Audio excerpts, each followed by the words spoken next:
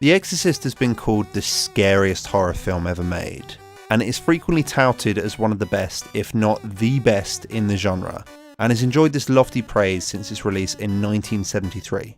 I watched it for the first time this year, and was frankly disappointed. For a film that's had such a lasting impression on pop culture, it had very little impact on me. The film felt like a giant missed opportunity, and I often found myself checking out as whatever tension created by the previous scene evaporated due to truly clunky editing. It suffers from bad pacing and indecision. The plot stumbles around for nearly 2 hours before finally getting interesting as the titular exorcist arrives at the house of the possessed Reagan, and from there the film continually outdoes itself until the end. When it all eventually slots into place, we have a very exciting sequence and some gorgeous cinematography. Despite the film overall being a bit of a wet fart, it does have its moments, mostly towards the end, but ultimately whether it's worth the wait is up to you. We want more of this and less of this. As far as good horror films go, there's much better offerings to be found in the 80s. The Shining, The Thing and The Fly are all leagues better than The Exorcist. Each is considerably more engaging, well-paced, and does an excellent job of building throughout the duration to an intense finale. The Exorcist, on the other hand, as you can see, jerks awkwardly between possession scenes in full daylight, to the mother walking around with a priest in a garden for 10 minutes, back to Reagan, back to the priest, back to the mum, and then they call The Exorcist. The possession itself feels very limp. We see Reagan in full daylight much too early on, and it never really develops from there. Granted, she does and says some pretty out there and extreme things, but this is just vying for shock appeal, and it isn't substantive enough to really stick with you. Unless maybe you're a nun. If we'd instead seen Reagan become gradually more affected and try to fight against the demon, eventually succumbing, this could have been much more interesting. This goes doubly for the demonic voice, who sounds more like Donald Duck than a demon from hell. This should have been eased into, along with her appearance, instead of flipping on like a light switch. After I finished the film, I thought about trying to re-edit it to salvage the potential that I was sure was buried in there somewhere, but I don't actually think it'd be worth the effort. We have much better possession films now, like Hereditary, which are much more well made.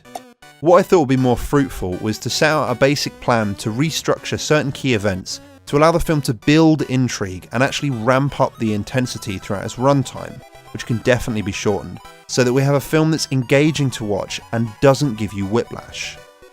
So the first thing we need to do is take the beautiful scene of the exorcist arriving at the house in the misty night, you know, the thing that's literally on the poster, and put it right at the beginning of the film.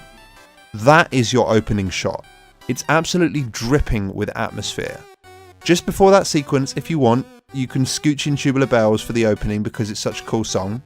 So just credits on a black screen, awesome music, then the music ends.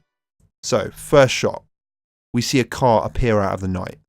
The headlights split the darkness as the fog oozes around the metal bodywork. The car stops in front of a house and a man steps out. He glances for a moment up at the house before making his way to the front door. He knocks on the door, and an anxious man answers him. The man is whisked inside as he asks the condition of the girl he's come to see. He's told and turns pale. He asks the anxious man, when did this all start? And he's told, 2 weeks ago. They suddenly hear a wailing come down the hall that sounds partly like a wounded animal, but is also filled with more hatred and rage than he thought possible in a scream. What is that? Says the first man. That's her, replies the anxious man. Boom. Cut to last week, cut to Monday, whenever. You know, like in The Shining with the title cards, we want clear diary entries to timestamp the descent into possession and madness. Maybe even cut from that's her to her face 2 weeks earlier as a completely normal girl playing games with her mum. Anything to give the audience anticipation. Make them imagine what terrible things have happened to this innocent girl to get her to make a sound like that. To illustrate this kind of point, Alfred Hitchcock said you can have a scene where people are talking around a table and then a bomb goes off. This should be an exciting scene. We really want this to affect the audience.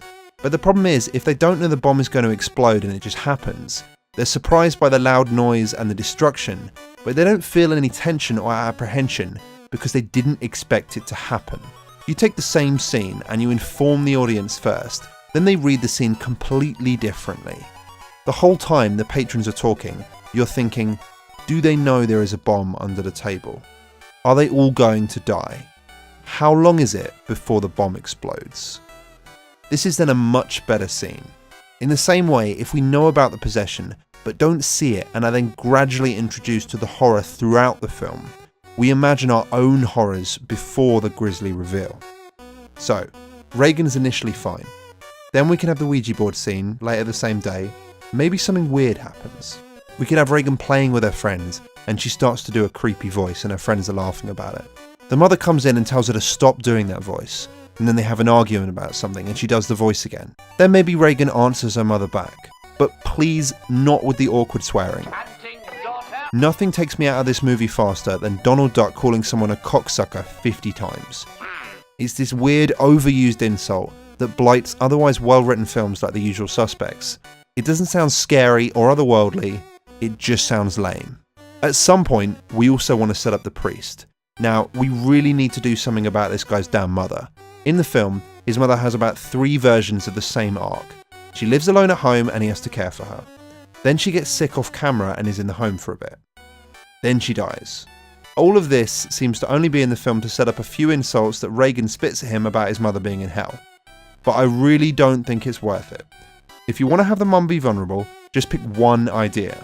She's either alone, sick, or dead, but don't waste half an hour cramming all that in so they can have a throwaway line later. Next, we want to work through the days of the week, showing a little more each time how Reagan's affected by the possession. Take her to a therapist. Fine. Take her to a hospital. Fine. But don't spend half the film on a room full of derpy doctors looking around gormlessly because they don't know what's going on. Stay in the house. Stay with Reagan.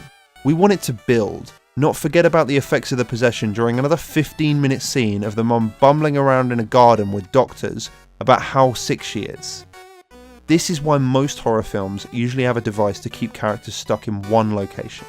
The Shining and The Thing are pretty obvious examples of this, and The Shining would not work if Shelley Duvall took Red Rum Boy down the shops every 5 minutes to get milk and biscuits.